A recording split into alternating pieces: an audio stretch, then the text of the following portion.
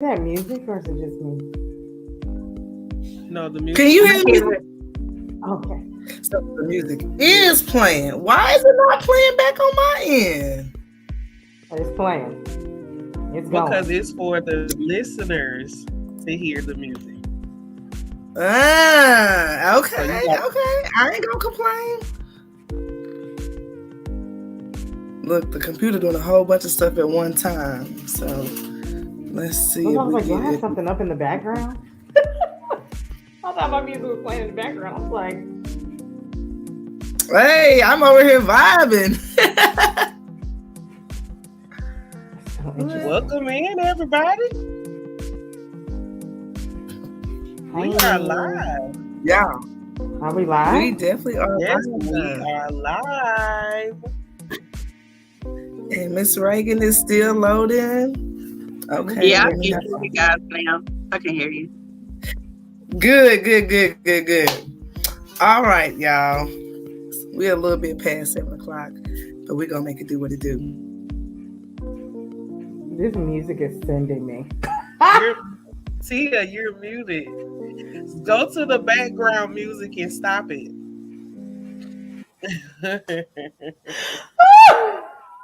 Now you're muted, boo. You're muted. This is hilarious. You muted, baby. Okay. Yeah. The computer is, my hands are here, so the computer's doing a whole bunch of everything. I am tickled. Okay. Let me hide that. Now we can get started. So thank you, ladies, so much for joining me. Loryn had made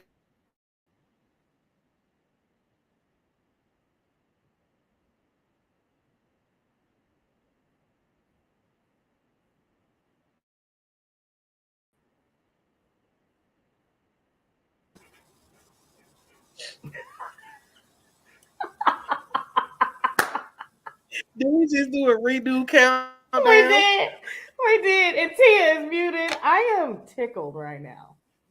Tickled. Right. Let me tell y'all something. I really am not doing this. I'm gonna keep my hands still for a second. Right, come out. Because it was definitely like kind of freaking out there. No one touch anything. Everyone touch stay anything. still. The coast is clear. We can take off now. I am tickled. Okay, it's time to take off. Right. So, Loryn, you had made this post, right? And this is following Twitch's death. Mm-hmm. That was a suicide, correct? And so the post states, posting, check on your strong friends after every celebrity you know commits suicide but never actually doing it has got to be one of y'all's most toxic traits. Now, let me tell you something. When I saw that, I had already been driving around that day like in my feelings about it, because I was like, why people keep making this post and they really don't be checking in for real? Right. So then when I saw it, I was like, that's the post. This is the post right here. So then I get in the post and I see Jasmine has commented and I'm like, yep, okay, I was not the only one feeling this way. And so, Reagan, I'm always just sneaky. I'm just a sneaky link. I'm watching you always. And I just be watching, but I love what you bring to the table in terms of your honesty and how you approach situations. And so I asked you to join me. And then I also, because it was Loryn post, of course, I was like, I need you here. Because all of us, we all speak to empower people. We all talk and we want to show up as our most authentic self. So my first question that I want to ask to you all, and we'll go from Loryn, Jasmine, and Reagan, and we'll just kind of rotate around. And so I just want to ask you ladies, when you first saw that post, or even Loryn, when you made the post, tell me what came up for you when you first made that post.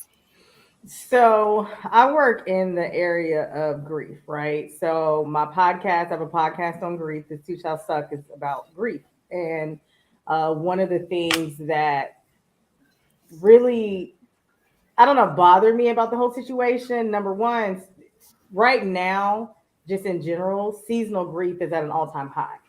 I don't know if it's 2022, like it's a couple years after, but it just seems like it's really high right now. And seasonal grief and seasonal depression is always high during this time. And deaths actually are higher during this time as well. And so, like in general, this is just a tense time for everybody, right? And so then this light twitch, right? He was such a light, he was joyous. You would see him, his wife dancing, like he was just such a light. So he's gone. And then all of a sudden it's like, check on your strong friends, check on your strong friends. And I think what came up for me is a grief of like, well, the people who deem me as a strong friend are posting this and y'all don't even check on me. So like that has got to be like literally y'all get on social media in front. However, you're not doing the work and taking the steps necessary to check on your friends. A lot of my friends know both of my parents passed away. They know what happens around this time of year. Yet there's a lot of them who don't even check on me on a weekly basis. And I'm not saying you gotta check on me on a weekly basis, but like during this time, they're not like, hey, just wondering how your mental is. I know you moved to a different state by yourself. This may be your first holiday without your family. Like none of that was happening for me. So I think a lot of that came for me personally. And then grieving for those people who are me, right? Who don't have those people checking in on them, who are in those dark places, especially right now. But then they see a celebrity, someone who they've never met, someone who they don't know, and saying, oh, you got to check on your strong friends. It's like, hi, what about your strong friend here? What about your friend who you think is strong, but is actually breaking in the background that you don't know? And so that's really where that post came from is personally, like in my own grief, and then also grieving for those who are in that situation. Mm, I can so relate. I can definitely relate. I'm gonna go ahead and pass on to Jasmine. So, Jasmine, when you first read the post, what came up for you when you first read that post? Well, for me, first, it was like a mental standing ovation because it's like, okay, finally somebody had to say it. And shout out to my sister Lauren for being, the GOAT with the I'm going to tell you like it is type of, conversation. And between her and Reagan, it's like, they're my personal, they say what I want to say. You know what I mean? Because I'm the whole first love you mantra type of girl. You know what I mean? So I'm not behind the scenes, I'm a, gut check you. You know what I mean? But on social media, I'm this nice and friendly person. But it's like, for me, I don't know what it's like to be in that situation where you lose your parents. But grief doesn't necessarily mean you have to lose your parents to go through something hard. You could lose your job, you could lose your residence, you could lose a child, you could have a bad breakup, you could go through a divorce. You see what I'm saying? And it's like people look at the strong ones like, oh, okay, yeah, you got it. You good, you're strong, you check on everybody else, you're taking care of everybody else. So you have it mentally all together. But what you fail to realize is to have it all together is a job on its own. It's toxic, it's taxing, it's tiring, and it's a lot of mental turmoil that we have to go through to put up this strong face. And it's like, okay, well, you saying I don't have to check on you, but I'm over here screaming, check on me, and we're faced with situations where it comes to people wanting to take their own life, or the life of someone else, because you're everybody right now, and I'm pretty sure everybody that's listening can almost agree, a lot of people, over half of America, is walking on a ledge right now. Like we're all walking on the edge of a cliff, and it's gonna take one strong wind, a soft wind for some, to just fly right on over. And that can Mm-hmm. be into it's having a mental breakdown, wanting to, just say I'm done and I'm over it. over and I don't want to, I don't want to be here anymore. It's a lot of that that's going on. So you never know how close someone is to that mark. So when you say check on your strong friends, don't just say it because it's the cliche thing to do, but you're sitting over here with your hands, up underneath your butt cheeks, keeping them warm because you're not taking the necessary actions to check on your strong friend. Yes, I'm a strong friend, but that doesn't mean that I don't need nobody to check on me, because you don't know. Again, it always goes back to you never know what someone is dealing with. Everybody thinks that death is when you need to check on somebody. No, it's not. If you hear how I sound, I'm getting over a cold. I could be in here with the flu, COVID, a head cold. I could have had an asthma attack. It could be health wise. You have people that are in their 30s, in their 40s, having heart attacks, having strokes, people being hospitalized, going to you in the grocery store in the next 5 minutes, you 39 and you're dead. You know what I'm saying? So it doesn't take death for you to check on somebody. Just say, hey girl, it don't take you, if you the longest you can spend on social media, go to your weekly insights, look at how long you sat on Facebook. Those 8 hours that you was on Facebook on Tuesday, you could have took one of those 8 hours and said, hey girl, hey friend. Matter of fact, you could have did a group chat. You see this group meeting right here that we having? You could have put all these people in a group text and said, hey y'all, I'm just checking on my strong friends. Right? Yep. That's what I went on a rant. I went on a rant because I was like, somebody had to say it. It had to be said. It needed to be done. That's it. That's the post. Period. No, like for real, for real. I feel all of that because I definitely be feeling like. But come on, Reagan, take us. Tell us what's going on, Reagan. Talk to All us. right. So I am the bad friend that does not check on people. I know it. I'm gonna be honest. And there's really no excuse, but I'm always on the go. Like literally, I just sat down. Like, so I'm go, go, go. And if I'm not mindful to say, you know what, let me call and check on somebody, because I am the strong friend. But God has strategically placed a group of ladies who always check on me. Always. So that makes me mindful to say, you know what? I hadn't heard from her in a couple of days. Let me check on her. But before, I can literally go weeks. I can go months and don't have to talk to you. I don't have to check on. I even did that to my mom, and my mom was like, "You never call. Like you never." And I'm like, "You got it. Like, what am I calling for?" And when I call, you saying the same thing. I went to the store, but she was like, "You don't know what could change from day to day. Like, call me." And I'm like, I have to be mindful of that, and it's a part of being selfish. Let me be clear. It is. And but I'm getting better. Okay. I'm getting better to check on my friends. I'm getting better. And that's so appreciated. Like your honesty and that is so appreciated. Because like you, I'm always going. I do doing things. And in those moments, it can't slip my mind. I can't go weeks. I can't go months without checking on someone. But I'm also the same person where I follow my gut.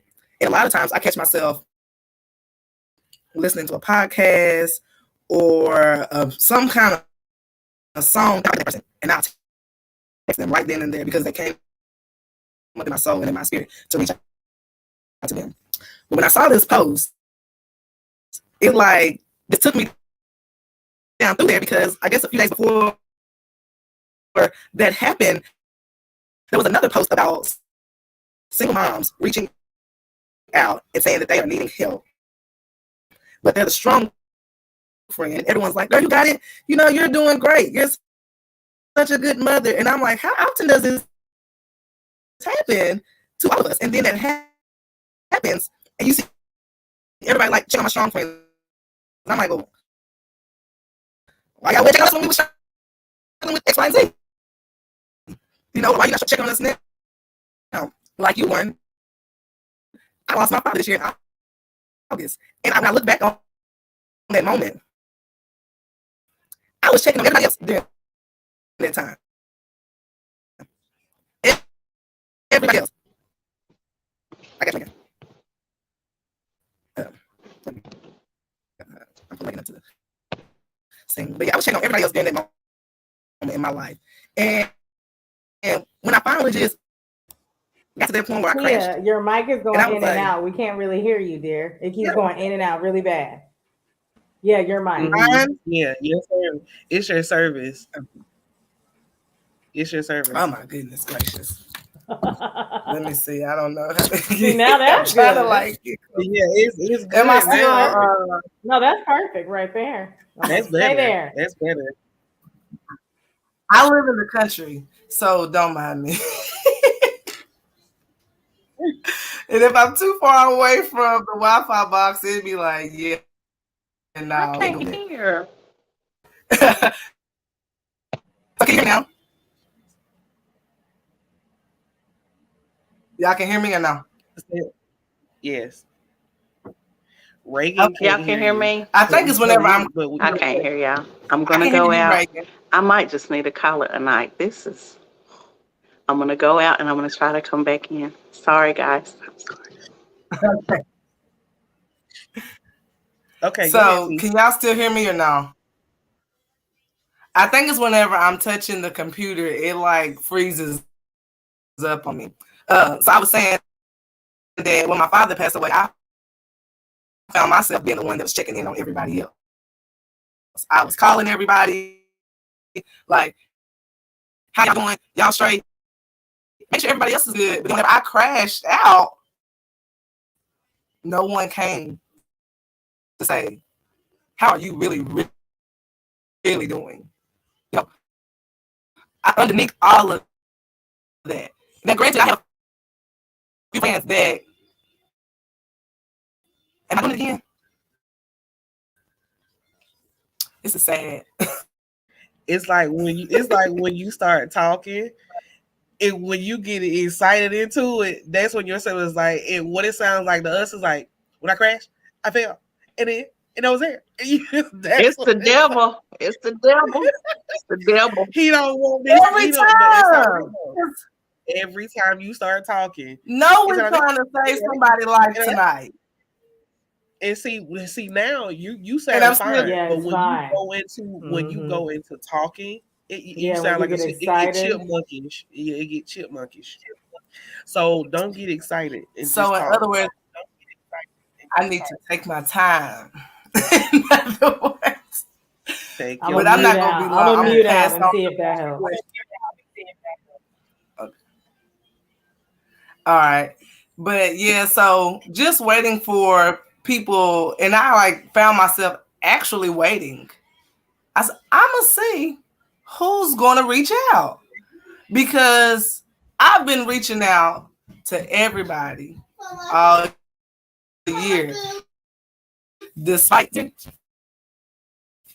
you. Close my door your way up. Despite what all I had going on. I told you that was gonna happen though. I just been checking on everybody and just going. And then when I go no more, it's just me left alone with my own self. So when you made that post, I said, yeah, because I'm that strong friend and I get that all the time. You so strong. You got it. Like, if anybody else can do it, you can do it. And I'm like fuck that.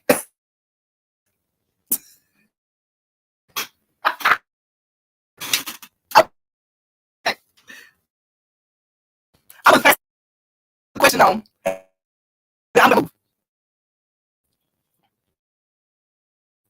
move.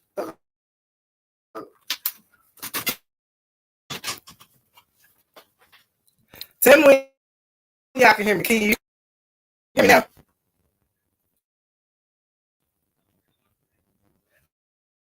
What is happening?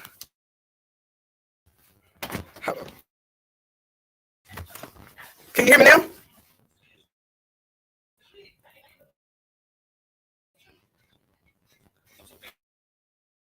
Hold up now, because listen.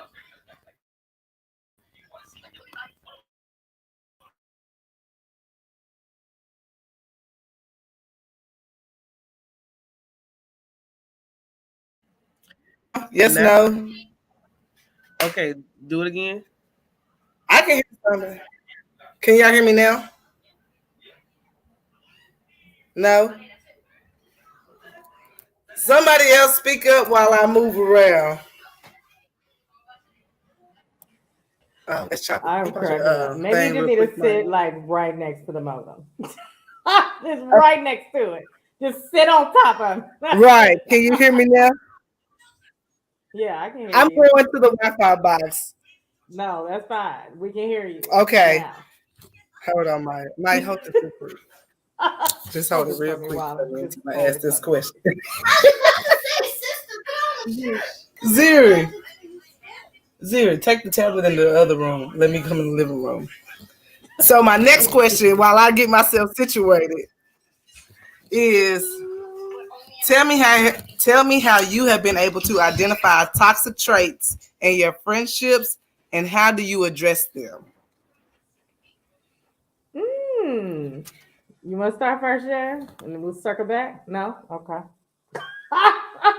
Reagan, you want to start first? No? I do, because I've had since I've moved, I've had a change in yeah, friendships. So even before friendships, because of my relationship with God, He will show me stuff first. So before I physically see anything wrong, like with the person, I will have a dream about it, or he'll just tell me X, Y, and Z. And then once I do see it, I'm like, oh, this was confirmed. Now I have a problem with, I don't like having hard conversations. I know people will look at me and say, you're so rough, like you're so straightforward. And I am, but I don't like having hard conversations because really I don't want to hurt anybody's feelings. But I don't, sometimes I don't know how to say, you know what, this ain't gonna work out. This ain't gonna work out. And this is why it's not gonna work out. I just, so, I guess that's just the answer. Like God will show me first, and then um, the relationship is severed. And I am one of those people who act fast a lot of the times when it comes to friends. I believe that people in your life, especially at the levels that you're in and where you're going, you have to have people who are anointed to carry you. Everybody cannot be your friend. You may have something like, oh, okay, my friendships are reciprocal. I just actually had this conversation the other day. When I'm down, I need you to be there, vice versa. It's not necessarily about money. We can go to brunch, we can have a good time. But it's really about uplifting one another and doing and being better than we were yesterday. And so if I don't have those friends, I do not have them in my life, and it will get cut very quickly. So any sign or if God showed me something, I cut it. So yeah, it doesn't linger. You can put it onto. Yeah, she said, I'm going to cut it off real quick. Ain't none of them games over here. It's so respectable. Like, oh my gosh, it's true.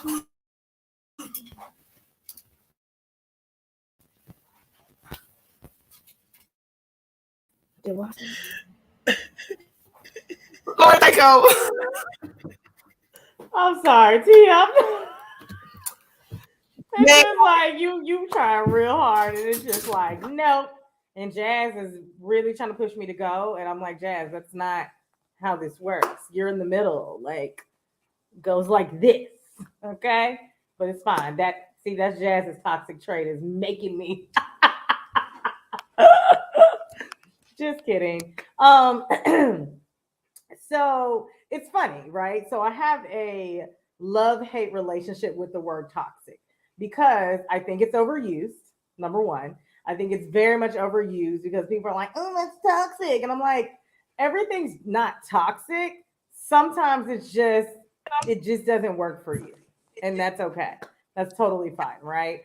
And so I have a love-hate relationship with the word. Oh, I hear myself. Interesting. Sorry. So yeah, I am tickled. So I have a love-hate relationship with it. So let the record reflect that. Even though like I used it, like we just have a love-hate relationship.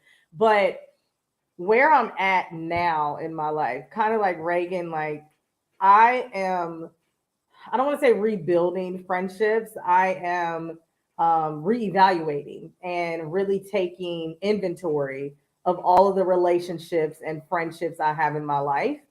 Because what I do know about myself and anyone who knows me and who is friends with me is that when you're my friend, when you are my sister, my brother, when you're someone who I love, like the way that I show up, like I show up, right? Like I show up for you in whatever capacity that is that you need. You need some money? Cool. You need support? Cool. You need me to come get you at 2 a.m.? Cool. Like that's just the type of human being that I am because that's who God made me to be, right?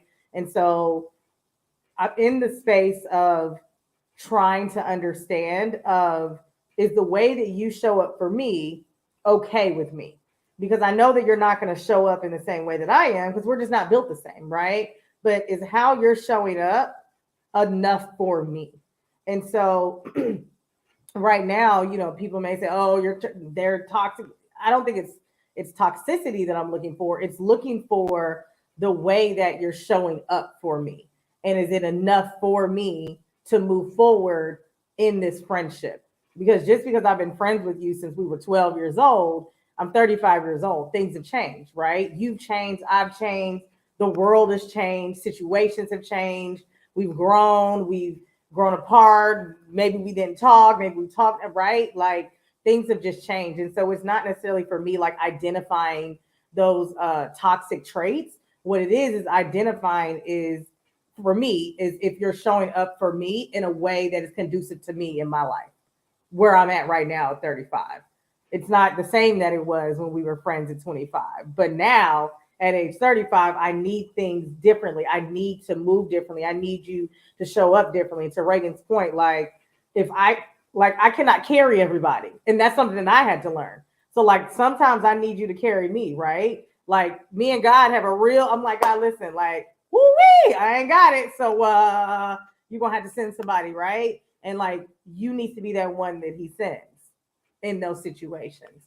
And so, again, it's not identifying the toxic trait, it's just making sure that, who they are and who they're showing up for and the space that they're showing up for, that I even have that space for them to show up in anymore. So now you can go, Jazz.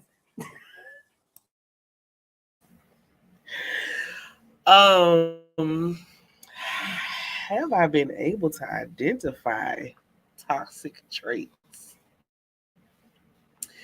If I can be honest, I think I've always had the ability to have what most would say is discernment about different situations and different people. And I've always been, well, I wouldn't say always, but when I became an adult, having such a hard childhood, it made it easy for me as an adult to know what I have the capacity to deal with and what I have the capability to put myself through. So what I what I like to say is if I'm going through something, it's because I know I have the strength to do it. If I'm dealing with you, if I'm friends with you, it's because that's what I want. When it gets to the point to where I feel like your characteristics and who you are, who you're becoming, choices that you've made, things that you have said does not match with who I am or how I feel or the way I think, Lauren knows me as much as she knows me. I will shut you off without blinking, eye, batting a lash, flipping my hair. I don't mind saying, "Oh, nope, can't do it." I don't have to tell you. I don't have to make an announcement. I ain't got to put up no Facebook status and say I'm cutting off everybody. New year, new me. I don't do none of that. When I don't talk to you, when we don't converse, if I don't call you and say, "Hey sis, just checking in," or text you and say, "Hey boo, hey, how you doing?"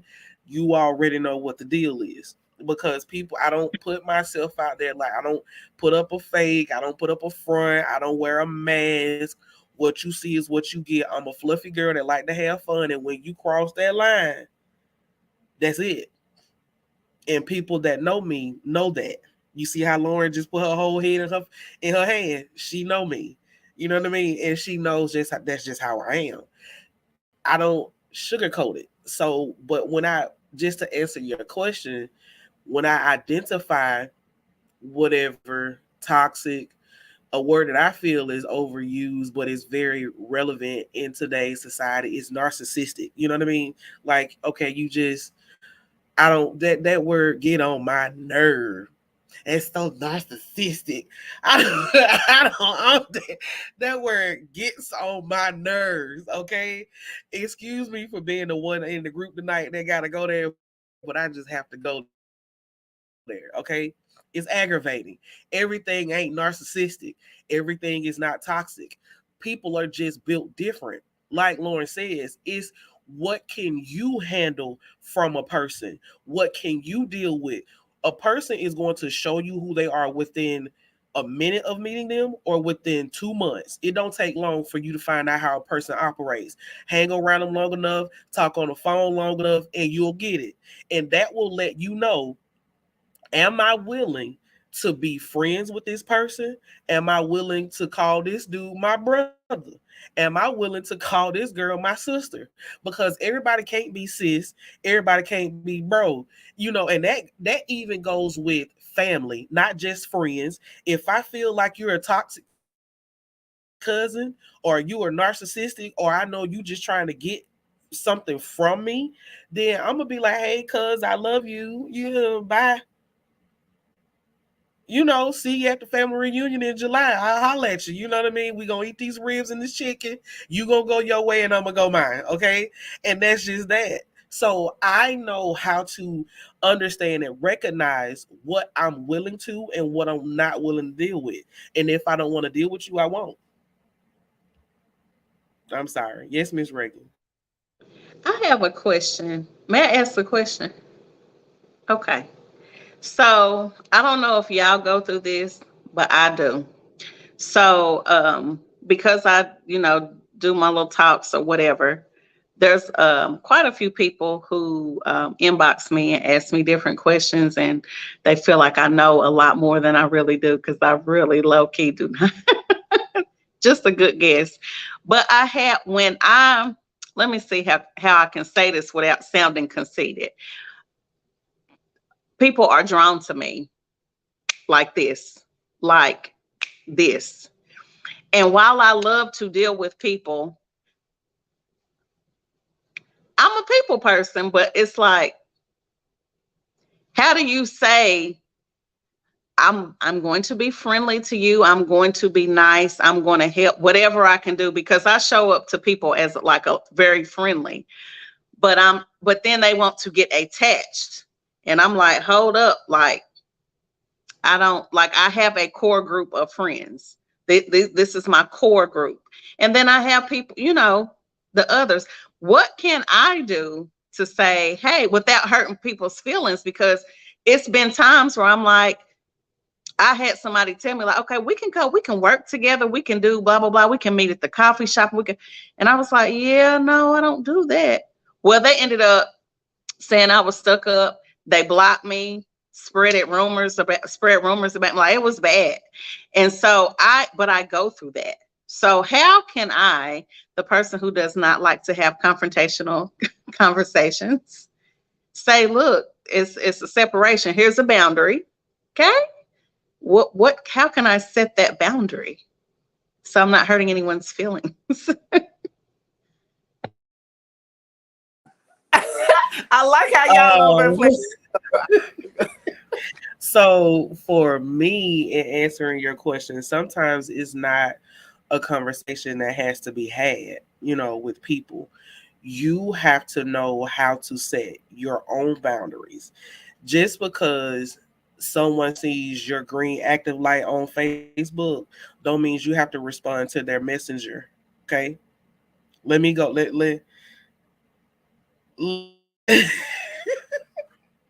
let me start there. Just because you see me actively scrolling, on social media, that could be my downtime that I penciled in on my calendar for a haha moment. I want to go see something funny. I want to, see what other people are doing, or I'm doing research or whatever. Setting boundaries doesn't necessarily mean having conversations with other people.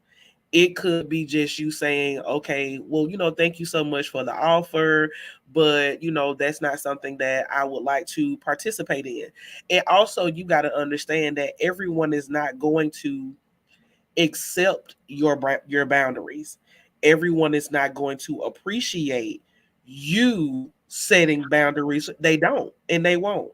And see, and that's when it comes into the people spreading lies and the spreading rumors. And guess what? That's okay.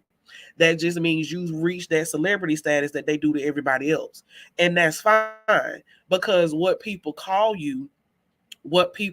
label you as doesn't necessarily mean that's who you are, because they can tell you, they can say, oh, she's stuck up, or you see how you even said, let me put this into a point to where I don't sound conceited. We know you're not conceited. You see what I'm saying?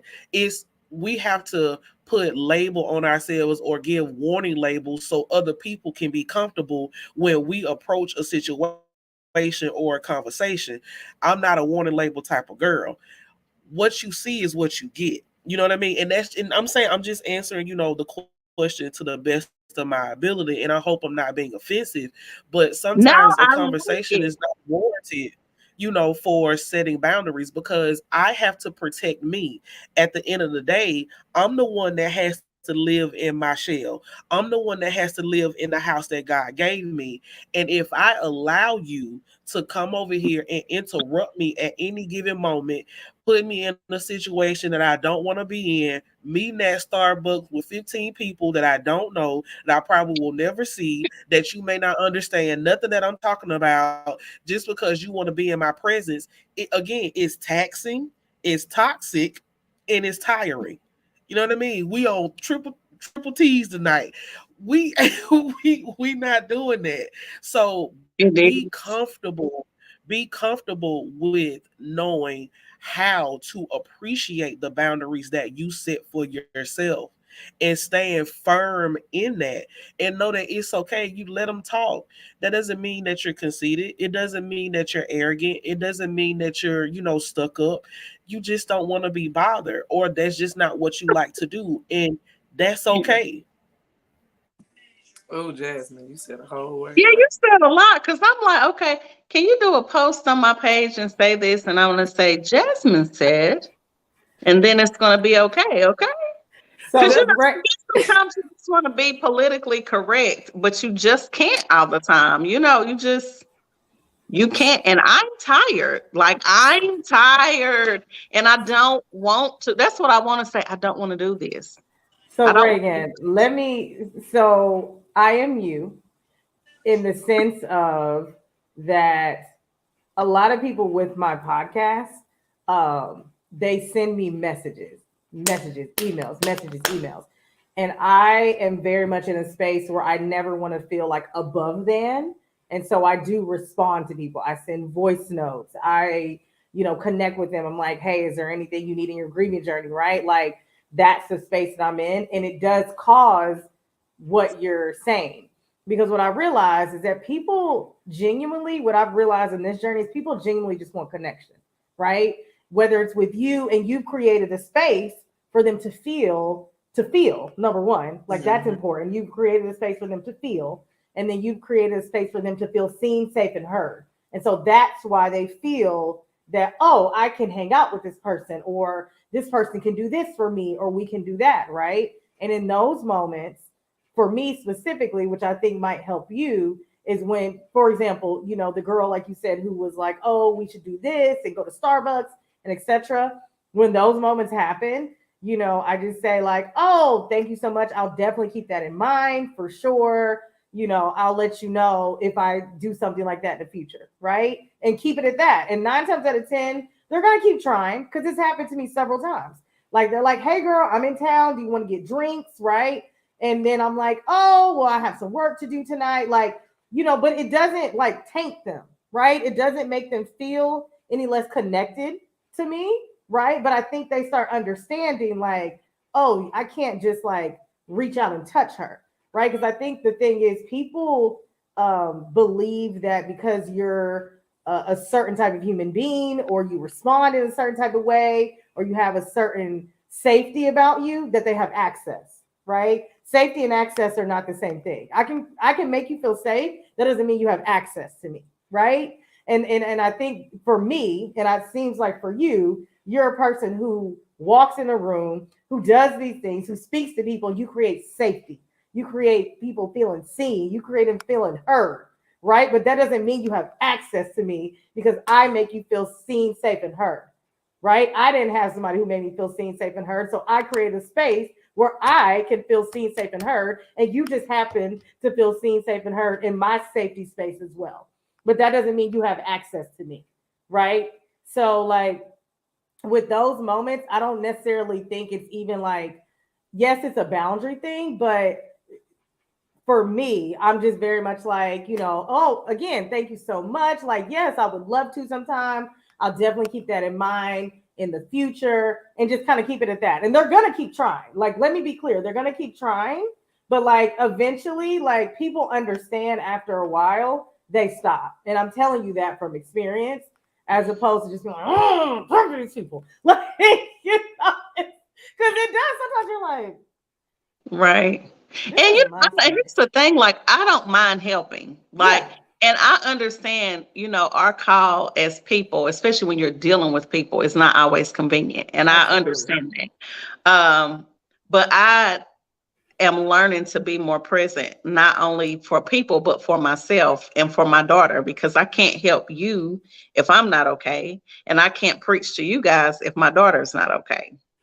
So just learning to have a balance and learning to have boundaries. And like you said, Jasmine, earlier, just now, and it's crazy. People like literally, I don't care, like 6, 7 o'clock in the morning, as soon as I pick up my phone, there's been times I get an inbox just like that. And I'm like, whoa, were you guys waiting for the green light? Stop Like, picking up your phone at 6, 7 o'clock. People don't get to come into your life until you invite them in. And that starts when you pick up the phone.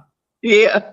And I was just like, well, like, I just want to get up, look and scroll a little bit. And it's like, hey, and like I said, I don't mind. So I don't want to sound ungrateful. I love helping, but Yeah. sometimes it can be a lot. It can Yes. be. And I'm one of those people that are like problem solvers. So I'm like, oh gosh, I just like, ooh, let me hurry up and help and it's just, I can't keep doing that. Yeah. So you have to create boundaries for yourself. It's not the people aren't the problem, Miss Reagan. It's you. And It's I'm you. gonna add to that too, because their response in terms of you're stuck up, you think you're better than everybody, you're conceited, has absolutely nothing to do with you.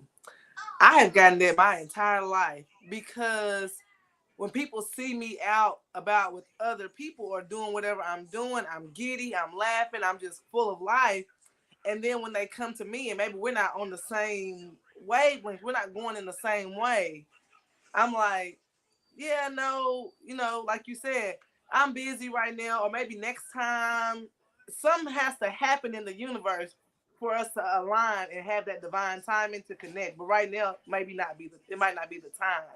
So when they say that, it has everything to do with them thinking that they are below you.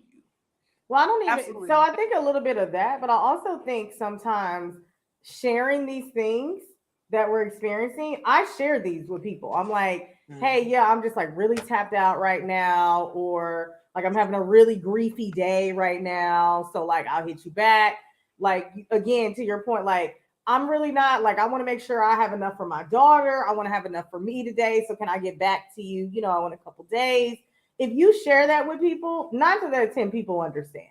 I think a lot of times we have to lead from a place of vulnerability. We ain't got to tell all our business, right? But like leading from that place of vulnerability, again, is that connection. People just want that connection.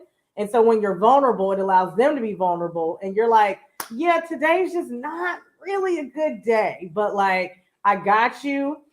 Thank you for reaching out. Like, I'm gonna check back in, when I'm feeling in a better place, or like today I'm just not really balanced, or like, just give me a minute. I just woke up. I ain't even wiped the crust good out my eyes. You know what I mean? Like just kind of being vulnerable with people, I think will help you too, right? Because then people will back off a little bit, right? Because it's like, oh, she's a human too. Cool. Yeah. I'm a human and I need a minute right now. I need a minute. I might need a couple. But like, I'm gonna just tell you what it is because you reached out and maybe you need something. But I think just being honest with people, you'd be really surprised how much people will self-correct when you're vulnerable and honest and coming from a loving place of like, hey, I need a minute. I'm in total agreement with that. Okay, girl, because you said some cuss words for me being vulnerable. And what was the other thing you said? Being nice. Word. Those two things for me that I'm working on. I'm listening to me. I'm working on it.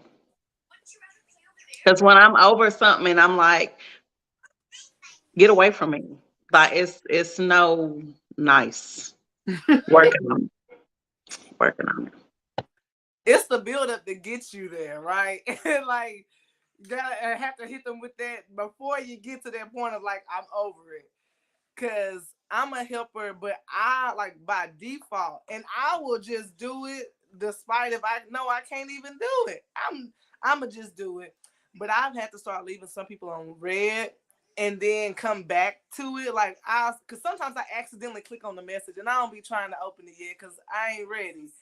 I'm not ready. And so I have to come back when I'm in a better space to respond to them. Be like, hey, thank you for, your patience with me because I'm trying to work on stop saying I'm sorry about everything, but saying like, thank you for your patience with me. I was having to deal with life. And when I worked in healthcare, it really hit me like straight on to say, people forget that other people are human too. So when you said what you just said, I was like, yeah, like that's it right there. They forget. And that's why I say like it's more their thought after that is more about them than it is about you. Because people do forget that we are human too. And so sometimes when I feel like somebody has crossed that line where I'm like, man, shit, I'ma say, well, I'm a human too. And I'm going through shit too. And then when I say that, now we can take a step back and have the conversation around that, which also kind of reminds me of like the toxic trait conversation, right? Because like you said, we got to set boundaries. Not everybody knows how to respect boundaries because they don't have boundaries for themselves. And so it becomes invasive to your boundaries when you're used to setting boundaries and abiding by them, and they are not. So when they're like, you ain't gonna give me the time of day. It's nothing about you. It's just that they have not worked on their own boundaries in terms of, because when they work on their own boundaries, they'll grant you all the grace in the world. Like it took me to have to start and get in my own space because I used to be that person like, damn, why they ain't responding back? But when I had to start setting my own boundaries, I respected other people's boundaries a whole lot more. And like Loryn said, when you are vulnerable with them, and it's simple, hey, look, I ain't feeling it today. My cup is half empty today and not half full. It's half empty today. I just ain't got it in me. And when you have people that respond to you like that and it starts to happen more and more, they pick up on it. And then they're able to take it with them and do the same thing and implement it in their own life. Because that's how it had to kind of happen for me to come out of that. People responding to me in a healthy way. Like, hey, I'm so sorry I cannot make it. Like, I'm like knee deep in work.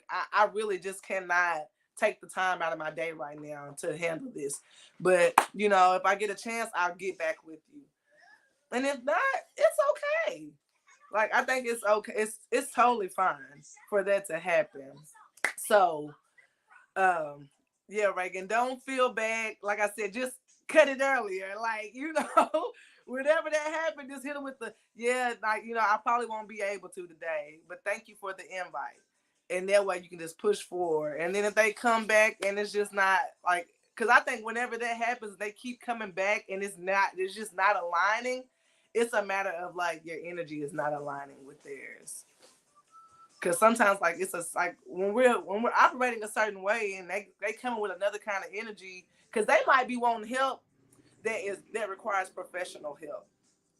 I've had to like implement that in my life this year to stop trying to help people that need professional help.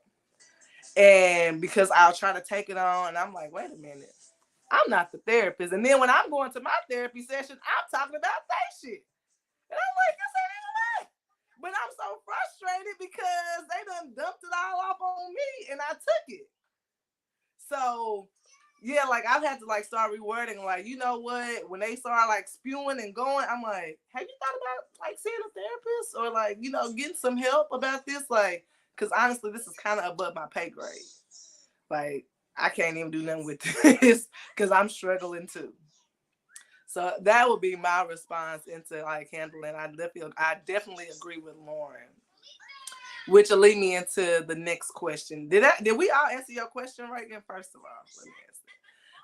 My next question is, so talk to me about suicide. When we see suicide come up, whether it's with family or celebrity, what comes to mind for you ladies? You can go ahead, Loryn. Y'all just gonna make me go first. I was like, Jazz. Jazz ain't gone first yet. What comes up? What comes to mind? Um, I don't. It depends, right? It depends on who it is, and it depends on where I'm at in life, right? And I think that's for everybody. Like, suicide is what it is, but like depending on where you're at in your realm of your small world is going to be how it impacts you. Um, and again, who it is. Like if it's someone who's close to me, I've had my own suicidal thoughts, right? If it's me, if it's a friend, if it was Twitch, if it was right, like it really just depends, honestly. And I know that's like a generic answer, but it really just depends on where I'm at in my life and the connection that I have with that person, even if it's celebrity. Like again, Twitch was such a light, and it's interesting. And I think with Twitch, so many people were taken aback because again, he was dancing with his wife and he's doing all these things 2 days before this happened. And now all these speculations are coming out, which pissed me off. Number one, let me tell you something. If someone commits suicide, y'all don't need to speculate on what happened. Oh, well, was he having money issues? Was this happening? Was that happening? Did he have a secret life? Like, that will send me over the edge. Like, I have cut people off. Like, do not do that, right? Because you don't know what that person was going through. Now, if something comes out and it was some Law and Order SVU stuff that we didn't know, fine. But right now, what we know is that this person was in turmoil, in some type of turmoil, that they thought the only way to get out of that turmoil was to remove themselves from this earth on their own, right? And so honestly, it just depends. It just depends on where I'm at mentally in my life, depending on how I'm moving, what season it is, depending on who the person is, and depending on the connection that I feel. Because right now I'm going through this weird phase of feeling everyone's grief a bit more than to me I should. And I'm like, God, what's this? Because I don't want that. So like I feel like heavily grief empath these days. And so that's why when the Twitch thing happened, even when like Takeoff died, like any type of grief that's happened recently in the world, like I feel it. Like I feel everyone's grief. And so that's why sometimes I have to take a minute, or you'll see the post that I did, like, because I'm like, I'm feeling this collective grief a little bit too much here. And something ain't right. So yeah, it just depends. Honestly, it just depends. What about you, Jazz? For me, when it comes to suicide,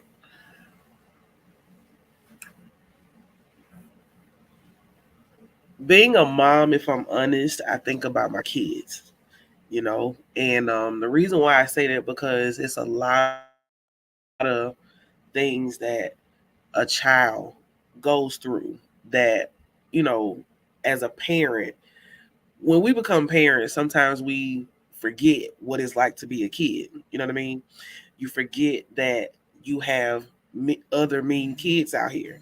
You forget that, you know, kids get bullied for not looking like other kids, not having shoes that other kids have, the latest wear or the latest phone or whatever, you know, is out now or whatever the case may be. And I say that with, you know, when it comes to kids because, you know, you have anxiety at an all time high, you know, and it's at an all time high in the younger generation.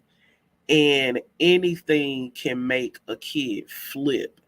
And as a parent, I pray over my kids in their mental, you know what I mean? Because I don't ever want to have that type of call. You know what I'm saying? I immediately think about, you know, having conversations like, am I doing enough as a parent? Am I doing enough as a person? You know, I think about, and going back to the first question, I go to that. Am I checking on my friends enough? You know, am I doing enough as family? You know, am I not, am I being selfish with my time? You know, can I, you know, spend a little bit more time having, you know, cousin talk or having a hangout or whatever the case may be? Am I doing enough? I go to that, you know, I think about that as well. And it's like, but then I also think that there are some situations, going back to what you just said, that are above my capacity to help, you know. But I also understand that I do have the ability to say something that can maybe help someone, you know, keep going or, you know, not wanting to give up. So again, I look at myself like, okay, are you, even though yeah, you going through this and you're going through that, you're going through XYZ, are you still showing up? You know what I mean? Or where are you mentally? Can you handle showing up for people? Are you ready for that yet? Like I used to have, you know, like me and Loryn, we had podcasts. I used to be in the podcast world. I had a radio show. I used to go live every week on Facebook, you know, and all of that. And I shut it all off, right? Because at one point I was out and it was just it, you know, it was hard. So in it being a person that had suicidal thoughts before, that almost attempted, you know, suicide, you know, it makes you think about, you know, like, where are you? I do a mental check, like, where are you right now? You know, how you feeling? What you got going on? You know, what's up with you? Are you good? Can you go a little bit further? You know, can you push along to another day? You know, I think about myself as well. So my mind runs in, you know, multiple areas when I think about or see situations where someone has committed suicide. Mm, thank you so much for sharing that because I felt that. Reagan, what about you? The words that come to my mind is spiritual warfare. Um, I've always heard people talk about suicide, and I always thought like there's nothing that I can think of that you can't bounce back from that would make you want to take your life. But I haven't been in that place. But what I feel like I understand is, and I may be wrong, but the enemy attacks us in our minds, period. But he attacks the strong people. So if you like, we're strong, we all have a difference. But for him to just on you and attack you in your mind to make you feel like you got to get out of here. He wants to take you out of here for some reason. And I remember when my daughter was younger, um, she would say that, but I knew the enemy was attacking her too. And so I know everybody does not submit to Jesus Christ. I got it. I do. And I'm going to always insert him into everything I'm talking about. But it is, to me, it is spiritual warfare, and you have got to have your prayer life together. You have got to know how to walk in the authority of God and teach your children and whoever is around you to walk in that authority. Example, last night, when I came home, she was out here on the couch. She's never on the couch. And I'm like, what are you doing? She said, I just don't feel like I can go in my room. She said, I just don't know. I knew what it was. Go in there and tell the devil to get out of your room. Go tell him to get out. You have authority over that. Like, he can't come in here and run anything. Do you understand?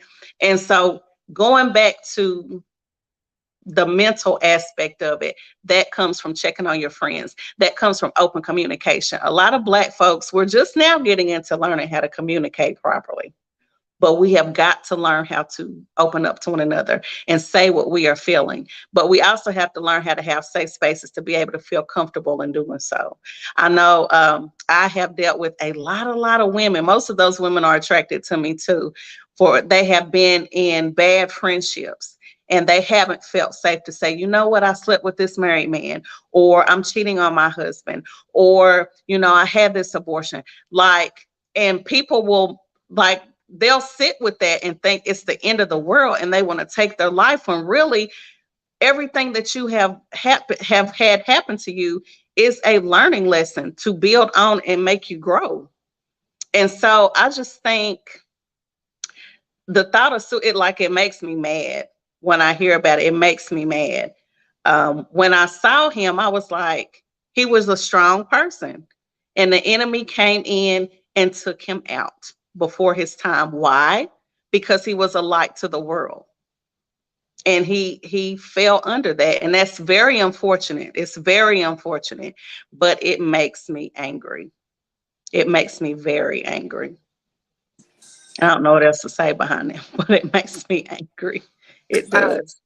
and I appreciate that too. For me, it makes me sad, right? And I love what you've said. You have to demand the authority, right? And so when that comes up for me, or and I see it, and I've never had suicidal thoughts. I've had friends that came to me that had suicidal thoughts.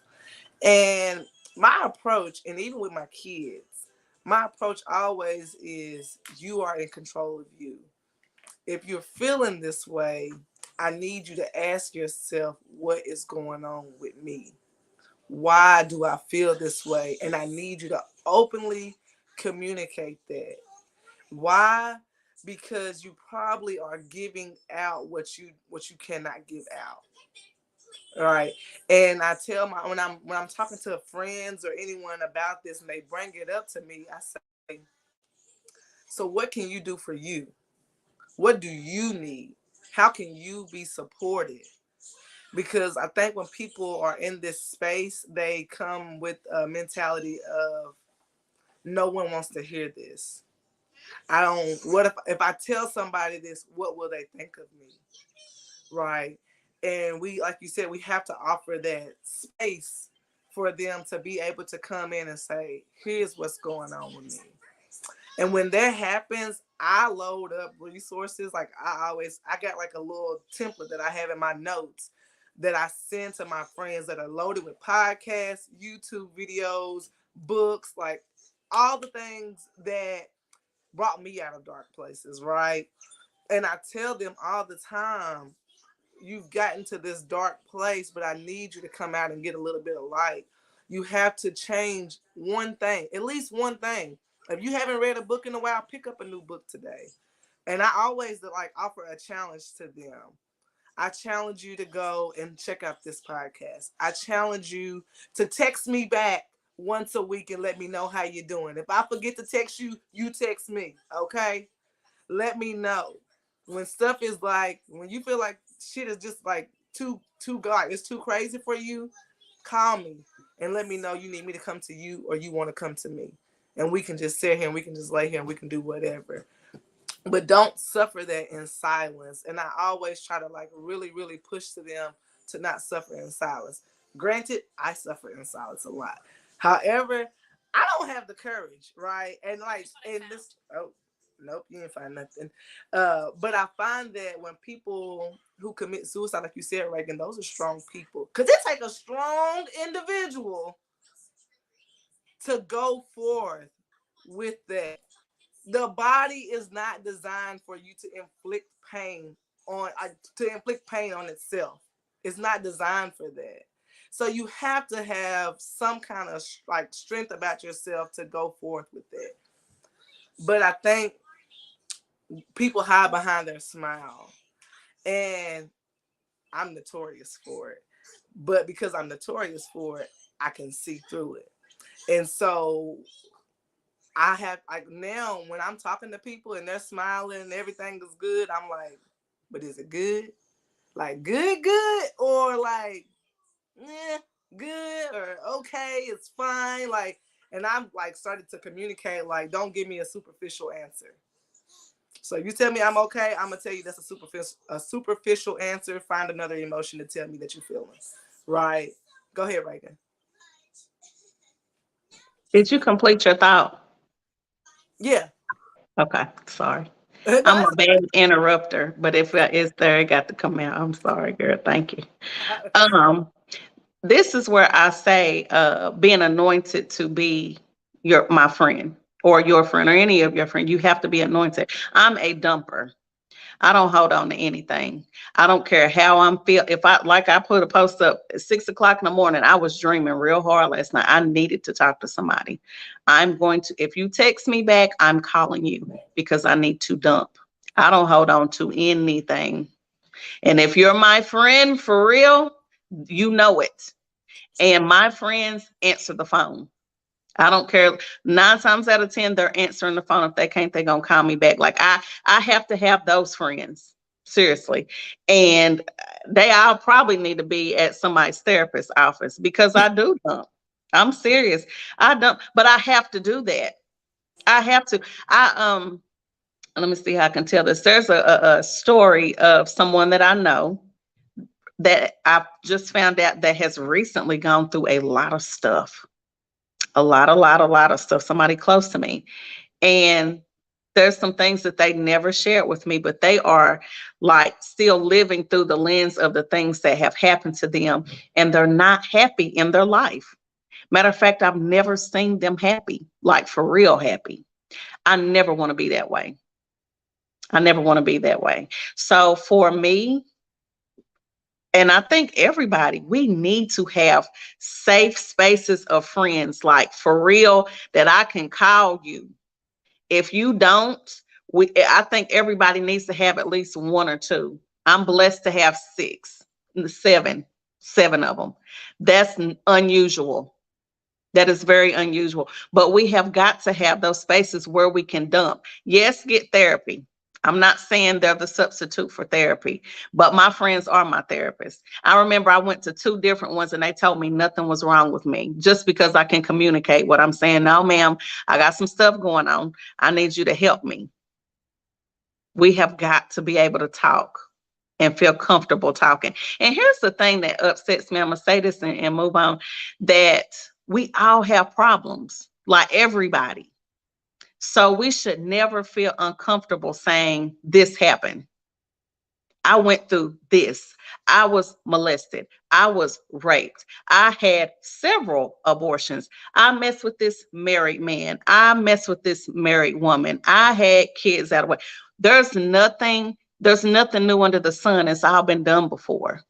You should never have a problem and never feel embarrassed to share something that has happened to you. And when you share it and you keep talking about it, you can drop it off and keep it pushing.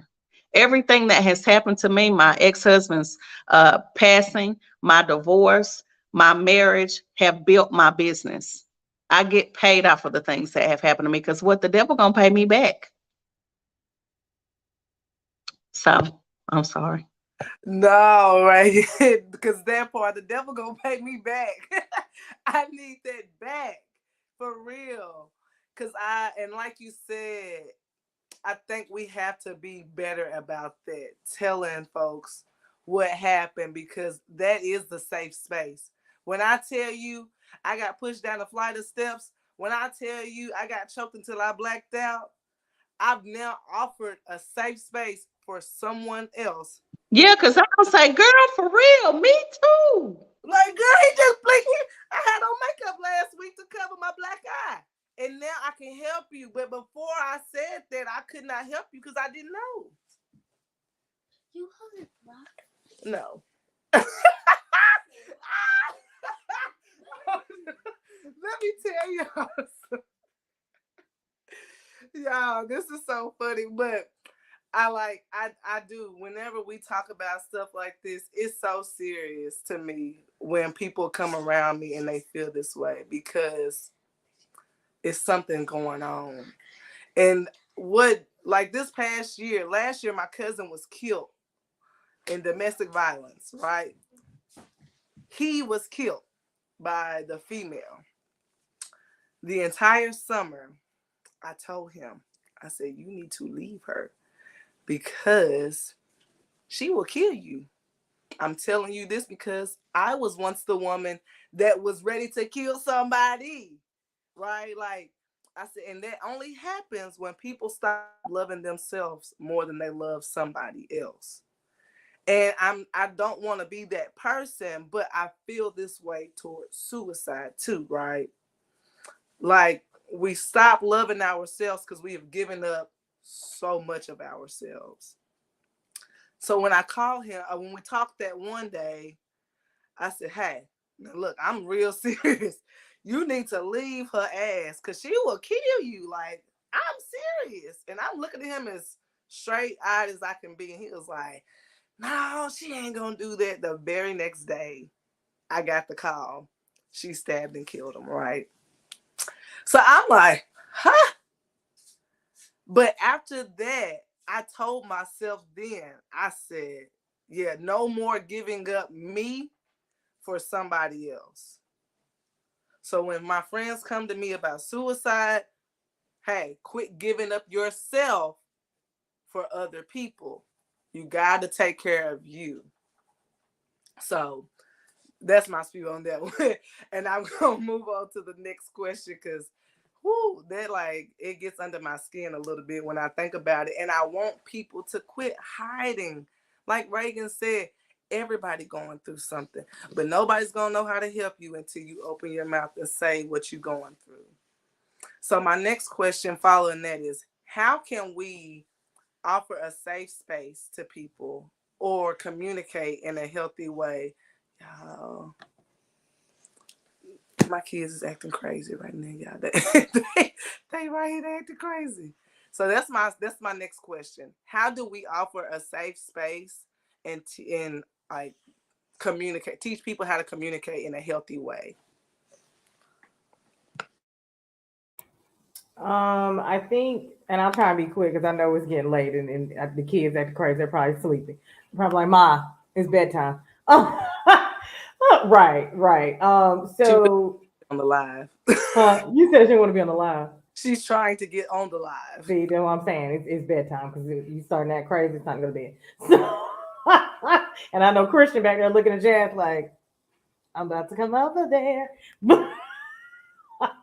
Anyway, so how do you create a safe space? So I think it's not necessarily like communicating like, hey, I'm a safe space, because that's not going to make anyone come. Like you being like, I'm a safe space is not going to make people feel safe, right? Because they're going to be like, you say you're a safe space, but you might tell my business. I don't trust that, right? But like your actions, right? Like, are you genuinely listening to them? Are you, again, back to the checking in, like, how are you checking in on them? Are when you're checking in on them, are you saying more than, hey friend, how are you? Are you really genuinely having a conversation with them, listening to them, checking on them, asking them, how's your mental? What have you done today? How do you feel today? Like, you know what I mean? Like creating that environment. Like that is how you create that safe space, is by walking in safety, right? You have to walk in safety to create a safe space. You saying I'm a safe space, doesn't mean you're a safe space. There's a lot of people out here like, oh, I'm a safe space, and they're terrible, terrible human beings. They'll tell all your business. They'll talk about your mama, talk about your daddy, talk about your kids, and they claim they're a safe space, right? It's your actions, it's how you're interacting, it's how you're genuinely creating those connections in relationships with people, right? And then as far as teaching people, I don't know about teaching people per se. Again, I think actions speak louder than words. So walking in that safety is how you create that safe space and teach people this is how you be a safe space by being this person. So that's what I got. Lolo out. And for me, in answering the question, I would say, kind of going back on what you just said with not giving yourself up for other people in this situation and creating safety, you have to give up yourself for other people, you know? So you have to open that door slightly, just saying, okay, well, you have this amount of room for your slice of pie to fit into my life, right now.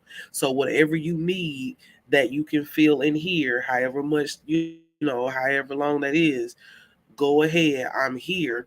I'm open. I'm available. But you also have to be authentic in your safety. You can't make it to where, like Loryn just said, you can't be fake in your safety just because you want to see what somebody's talking to. You can't slide in somebody DM, hey girl, I'm just thinking about you, or I just want to check on you so you can get the latest gossip so you can go back to your coffee and conversations. You can't do that. So you have to do it with intentions of being that place where someone can, like Reagan says, she's a dumper. You have to be a dumpable person, if that makes sense. You have to be able to accept and hold what someone is releasing, but then you also have to know how to not hold on to what they just released to you. You got to learn how to listen, give advice, but also let it go. Because if you hold on to what they're giving, it's gonna make your life a whole lot heavier than what it already is. Your turn, I, Reagan. yeah. So I have personal experience with this. I am learning how to be a safe space. I It's by default because I didn't want it. I never asked for I'm serious. Like I never asked for people to inbox me and say, Reagan, I'm having this. Like it's funny to me almost because I have to ask God, like, Lord, these people really think I know what I'm talking about. Or like I can go anywhere. I mean, anywhere, and somebody will just tell me all their business. It's been like that like forever. And it's like I got a sign. Well, back in 1979, I was like, what? Like I didn't even ask, and people, but I'm telling you, like I have been trusted with like these deep, dark things. And I'm like, I've never even met these people. And going to what Jasmine was saying, like you have to first of all not talk about their stuff. Like you have to be trustworthy. And I'm like, Lord, I don't want this. Like that's a lot of responsibility. Not even just one people, but you have several a week who are entrusting you with their personal things. Yeah. And not even only that, to turn around and pray for them. And it's not the black people. I'm gonna pray for you. No, you gotta pray on the spot or you're not gonna do it. Right. So I'm learning. Like I can't even really give advice with that because I'm in the process of learning to be the safe space. Where a lot of people are like, girl, you listen so good. And I'll be thinking, y'all don't even know. Because a lot of don't ask me to repeat what you just said, because I'm gonna be like, girl, girl, like I'm working on it. Well, like one of my homegirls is like, Reagan, you a good listener. And I was like, what? I'm not a good listener. So I can't really give like this sound advice. I just because I'm actively walking through. Like I know God is preparing me to be the safe space for people because people need to be able to talk, and I essentially want to help them and want to listen and want to want them to do and be better. But Yeah, I can't give no sound advice. I don't know, girl. I don't know. I think we all are a work in progress because being a safe space for people is a work in progress constantly because it changes based off of where we are at from day to day. So I agree. And, it's hard to say this is how you should be safe. Like, this is how you can offer a safe space. I cannot tell anyone that, but I think what comes to mind when I'm listening to you ladies is accountability. I can hold you accountable, and that's me teaching you how to operate in a safe space. Do people hold me accountable? Yes, sometimes I run. And that's just because I'm not supposed to be there. But and sometimes I'm like, and when I say I'm not supposed to be there, I'm not ready to receive it. Cause God said, nope, you need to go through some more shit. And then when it's gonna come back around and you're gonna be like, shit, that's what that was. Right.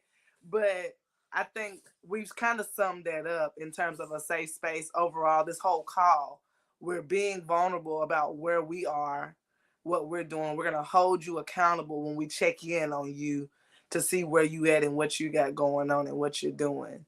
Right. So that would be my spiel on offering a safe space. Yeah, I'm telling you, y'all, my 7-year-old, she loves to play all the time. She's a trip. I got one question.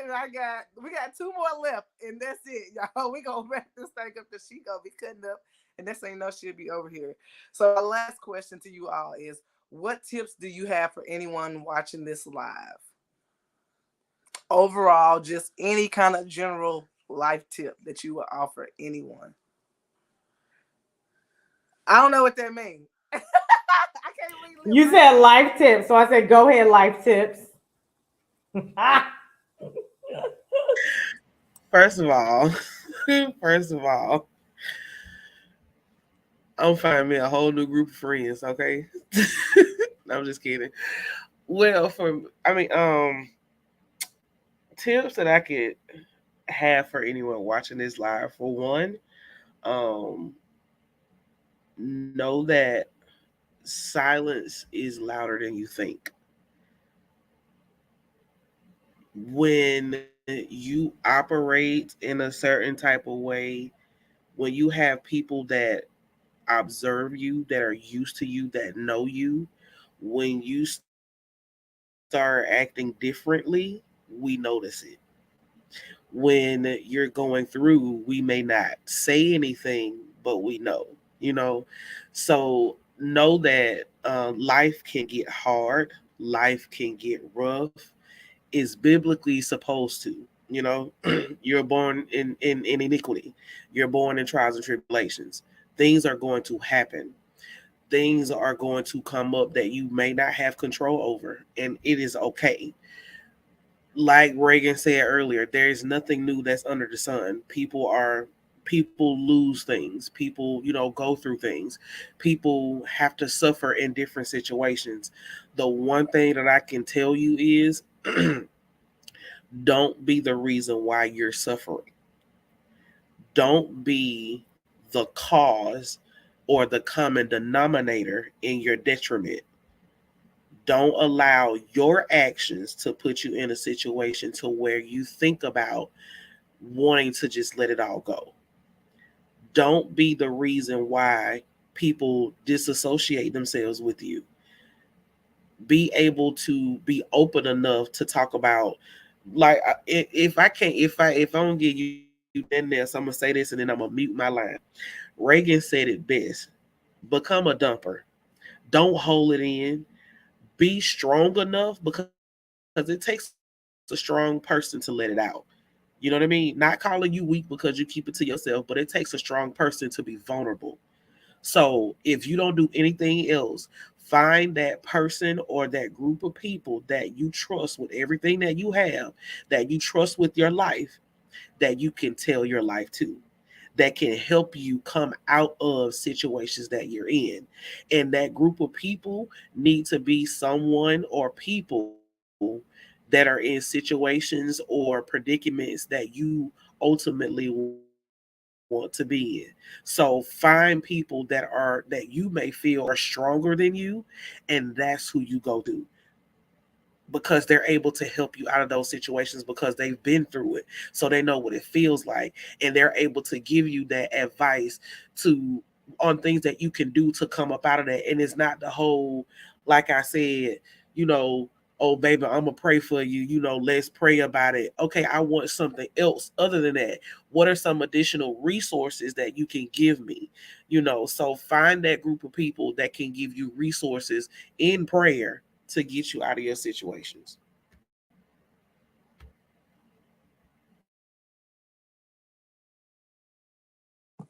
Come Oh my on, God. Reagan. Oh, Reagan. Go ahead, Loryn. I'm sorry. No, Go ahead. go ahead, You already Reagan. unmuted. Go ahead.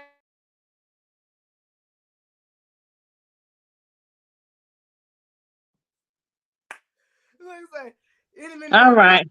Um, there are no excuses for you not doing what God has called you to do.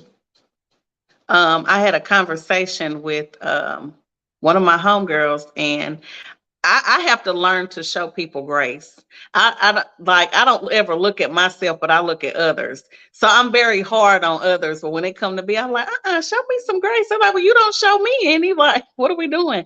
But I had a homegirl who was talking about somebody else, and I told her, I said, you know what? Don't bring her around me, because every time she's a business owner, but her posts are funky. Like her aura is funky.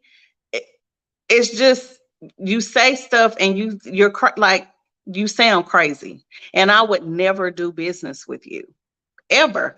Don't bring her around me if you don't have to.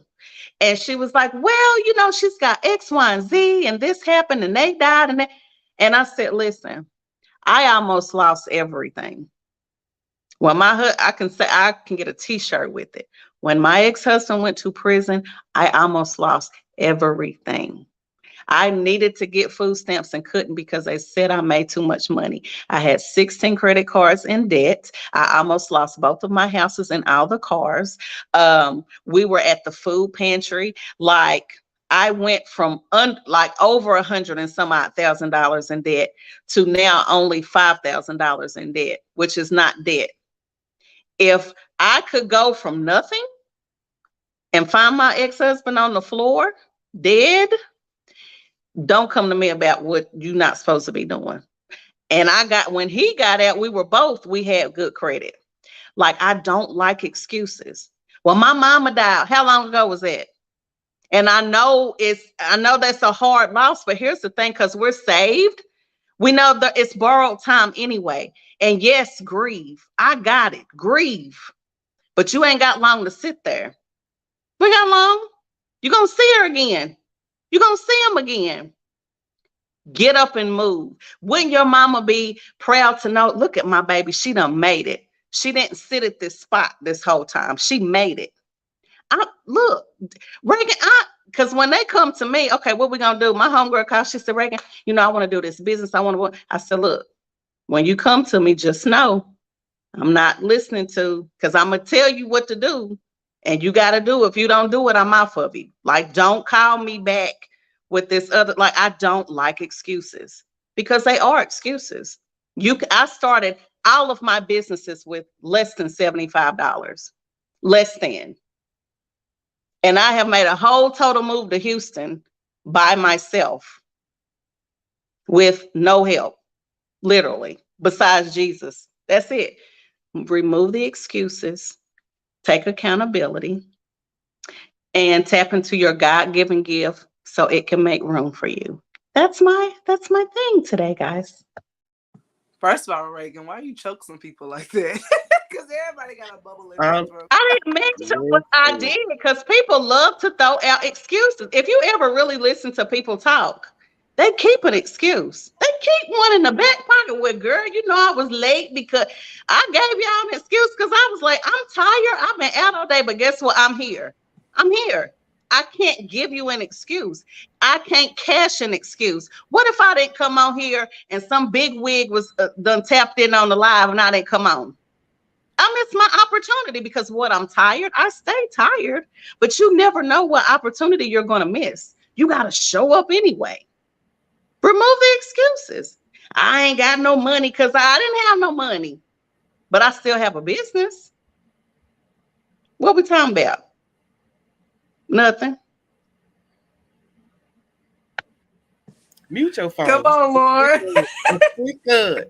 Loryn, you gonna have to end us on a real sweet note because we just got beat up, okay? A little bit. Yeah, I was like, Look, pull your head down one more time. Pray for me. Okay, amen. God bless you. I'm a bridge it, right? Because what you said, Reagan, has a lot of truth in it. It got a lot of truth in it. Because I could have sat in my funk after my dad died. I could have really, really sat in that because it was hard to want to come back after that. But honestly, it was the complete opposite for me. People were like, they wanted me to grieve the way they wanted me to see me grieving.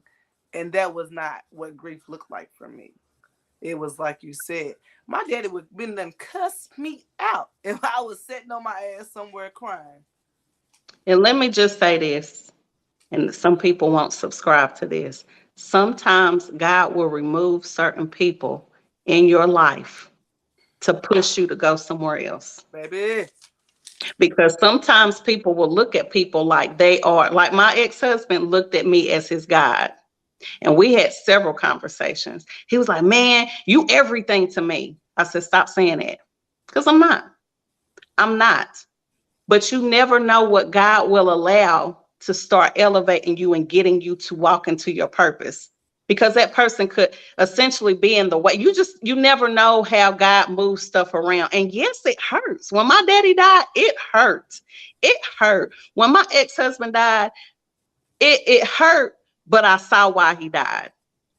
And when you can look past and get in the spiritual aspect of things, for me, then I could sit with it better. I could sit with it better. Now, everybody does not subscribe to how I feel, and I understand that. And I understand that. And I am a little tough in that area. But because I've seen so much, because I want more, my want to for myself and my daughter, I don't have time to make an excuse. Like I can sit in it for a few minutes, but I know I got to bounce back from this. So if you ever come to me and say, I really want to do this, but do you really? Are you willing to lose everything to have it? Can God trust you with it? Or when nobody is showing up, can he trust you with the zero? Because I had times only one person came and I spent my everything. Are you going to keep going or are you just going to quit? Remove the excuse. You have none. And he has to build your character along the way. We waiting on, I don't know why I'm getting into this, but he has to build us too. So things take time. Things take time.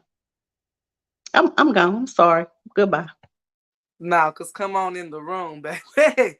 Come on in the room. Because somebody needed to hear that tonight. To keep going no matter what your excuses are. And I know I needed to hear it too. Because there'd be times I'm like, shit, I'm tired. You know? But we have to show up. We had all the delays in the world for this live tonight. But we made it through. Come on in here, Loryn. Give us the soft version. Everybody is like, we need an ice pack, Loryn. y'all hilarious. So I think to overall end it out, because we originally came on here, we were talking about toxic traits, we were talking about suicide, we were talking about all of that stuff, right? So while I do agree with Reagan and also with Jazz, I think we also have to give ourselves the understanding to know if it's an excuse or if it's like a genuine feeling, right? And I only say that because sometimes it is an excuse. Sometimes like, oh, well, I'm tired, or, oh, well, I just can't go on because this person has left me, right? And sometimes it is like an excuse, like, all right, now, like, yes, we tired, but we all tired, right? And then sometimes it's like, no, I'm tired and my body's about to shut down, so I need to listen to my body. right? Or like I'm really having a griefy day right now, so I can't do that because I'm really trying to push through the grief, but it's just I'm physically not able to do it, right? So I think we have to understand the difference and also give ourselves grace, right? When we came into this, we were talking about, just in general when it comes to like suicide and checking on your friends, like Reagan says she gives herself grace, but I am the opposite. I give everybody else grace, but I don't give myself grace, right? And so you have to be kind to yourself and understand yourself and give yourself grace and allow yourself to feel and to understand you, because then you can understand if you're making an excuse for yourself or if you're genuinely feeling whatever it is that you're feeling.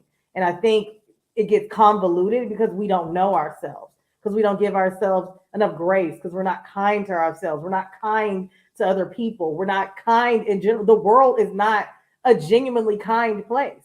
It's just not, right? And so, like, really understanding and taking that time to, you know what, Loryn, like Jazz said, like, how you feeling today? Like, how you feeling? How you feeling right now? Like, sometimes, like, some weeks, like, I call it my grief week in March. It's my dad's birthday, and then my mom died that same week, right? So like that week is like I'm checking in with myself every hour. I'm like, how you feeling, sis? You good? And I'm like, yeah, okay, I'm fine. And then maybe the next hour I'm like, ooh, I'm having a moment right now, right? And it's like, okay, well, you have a meeting. What are you gonna do? Right? Are you gonna tell them like you can't do it because you can't do it because you're feeling, or can you push through? Right? Like, so that's when I have to have those moments of like, are you going to make the excuse because this is like taking over? Or can you allow yourself to push through to get to the goal on the other side? But had I not been kind enough to check on myself and to give myself a little bit of grace to say, you know what, like maybe you are like, this isn't the best time to have a meeting, maybe push it back 15 minutes, right? Or it's like, no, you can push through, you'll be fine. So, in general, I say all that to say that and I end my podcast like this all the time, and I mean it. Like, you have to be kind to yourself. You have to give yourself grace, because if you don't, who's going to do it, right? And then think about that, because when you are kind to yourself and you give yourself grace, then you can also be kind to others and give them grace as well, which is going to just literally open up the world to be a better place. So then people have this soft place to land. People have this safe space to come when they're having these moments, when they're the strong friend and they're like, oh, well, this person is so kind. They give me grace. They allow me to be me, right? They allow me to be safe. But you can't do that if you don't even know how to do it with yourself. So I need you, Sister Loryn, because I just and they just like, Reagan, you so rough, and I am, and I want to be soft, like I do. Reagan, we gonna talk. We gonna tag team Reagan, because I'm like my baby Reagan. She talking, she is, but I said let me soften it up a little bit. Let me. She's like a jelly bean, y'all. She a jelly bean. She's hard on the outside, soft on the inside. Jelly bean. Yeah, exactly. I am. But everything you say, I'm just like, oh, that's good. That's good. Mm-hmm. Mm-hmm. But just learn to. Oh, that's what I was gonna say. What you were talking about with grieving, and my friend and I were just talking about this today. Right before I came to Texas, I found myself for like 3 weeks just crying. And I was like, what is this? Like, why am I doing? And literally, like, I would just sit and just cry. And I am a sensitive person. I know you guys don't want to believe that I'm very sensitive. Okay.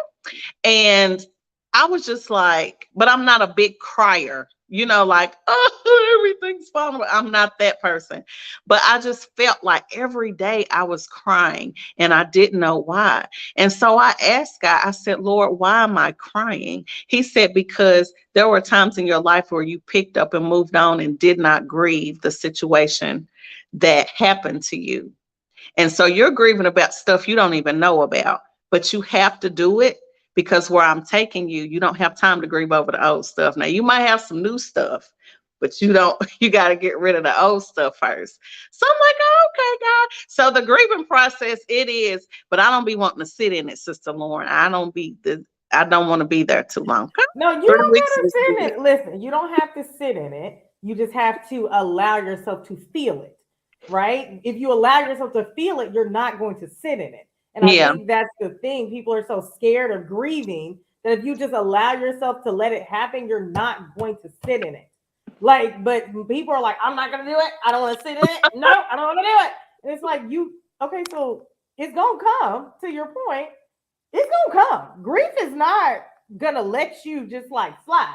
Grief is like it's gonna follow you around and it's gonna be like, I'm ready. Oh, you tag it in, jump in. It's like double dutch. It's gonna come. Like whether you choose to acknowledge it or not, it's always gonna be there. It's gonna be like, It be well, you waiting having a good for it. What's day? the Well, cleansing you too? having a good day? Oh, let me ruin it for you. Don't worry about it. But I feel like it's a cleansing too. It is. Like you feel better. You Because do. after I got all of that, I was like, okay, I feel like I You can do a little do. something now. You But do. yeah, I just don't be wanting to sit. I'm sorry, y'all, for the people that I've been hard on. Okay? We're working on it. We're gonna work on the jelly bean, y'all. Look, it's a defense mechanism, I think, for some of us because we are super sensitive in the inside and we're soft naturally. That people abuse that part, and so now you got to get this. I gotta start off jacking you up first. I'm gonna jack you up first, and I'm gonna let you go, and now we can come to a better place. Cause if I don't jack you up first, you're gonna come in here abusing and wreak havoc, and then I'm gonna be real mad. You Like, know how you can combat that is by being vulnerable. Because if you're vulnerable, nobody you oh, can't you can't you can't do anything because I am No, literally yes, no, Reagan. Yes, no. You're Reagan. cursing. Yes. You're Well, cursing. You're vulnerable, vulnerable, cursing. vulnerable. I'm gonna be cussing, okay? Because that is how you combat that. Because if I'm vulnerable, you can't do nothing to me because I am literally here's my cards. You which one you want to pull? Because here they are. Look at Reagan. I love it. I love it. I love it. And Reagan, guess what? I'm a dumper too, but I can't dump on other people. So what I made myself do was get a dump book, and I keep a notebook where I just dump out my bullshit. And I get it all out, I write it on the paper, and then I'm able to move forward through my day. Cause sometimes the shit just get to piling up and then it hit the fan. And now the moments my kids do one thing wrong, I am raging, in the words of my 7-year-old. She said, Mom, you're raging. Because when she gets angry, I tell her, I said, hey, you got to communicate your feelings. And she says, well, I'm about to start raging. So, we have to dump that shit out. I love that. But yes, Lord, like we gotta give ourselves grace. And that's so hard for some people to do. It's so hard for some people to tap into their soft woman, soft male energy, right? It's so hard for people to tap into that because how do we get there? We I would don't not. want to get there. I don't want to get there. I want to. Y'all. And so, Loryn, is that your to go? Is that your tip for everyone? Is to give yourself grace? My tip for everyone is death is the only way out of life. It is a guaranteed thing in life. So is choice. So is change. These three things are always guaranteed in life. So, like Reagan said, don't give yourself any excuses. And also, like Loryn said, you have to understand if it's an excuse or how you really feel. There's one thing my therapist said to me, and I can never unhear it. And now to this day, it bothers me because when I say I feel a way, she would ask me, is that a feeling or is that a thought? And the majority of the time, they were thoughts and not feelings. So identify what you're thinking and what you're feeling and move. If you need to sit with it, sit with it. If you need somebody else to sit with you while you sit in your shit, ask somebody to sit with you. I had to tell some friends before they started dumping on me because I was not ready. Hey, if you're gonna dump, give me a heads up. Let me know you need to dump so I can go and let me go get my drink together, a cup of wine, whatever, so I can prepare for this. So communicate openly what it is that you need from the people around you. Okay? Those are my tips. After to end it all, everybody, I just want you to tell me your handles, what you do, if you want to share what you do, how people can find you. Hey. So my handles. So we're on Facebook. So you can follow me on Facebook. I have a podcast, This Too Shall Suck podcast, a fresh perspective on grief, where we talk all things grief, not just death, literally like Jazz is talking about. You're talking about losing a job, losing a dog, losing a friend, losing a boyfriend, losing a husband, whatever it is. We're talking about grief from the millennial perspective of like, hey, we gonna be all right, as Kendrick Lamar would say. So you can follow me at this two, it's spelled out, Two Shall Suck podcast on Facebook, Instagram, LinkedIn, Tickety Talk. I'm trying to get there. So you can follow me there on Facebook. Here it's Loryn Low Wellman. Just follow me there. I post a lot of stuff there too. So thanks for having me, girl. Thank you. Come on, Jazz. Well, for myself, everyone knows me here as Jasmine D. Millhouse. On Facebook, on Instagram, it is Life Tips by Jazz. And also the Fly Pod as well. Don't go over there yet. She's revamping, so just give her a little minute, okay? But I have a show here on Facebook every Wednesday, as a matter of fact, at 8 p.m. Eastern Standard Time, called the Fly Show, where the Fly stands for First Love You. I'm working on TikTok as well. I ain't got there yet, but it's still Jasmine D. Millhouse. So follow me here. Yeah. Thank you so much for this opportunity to talk with you ladies.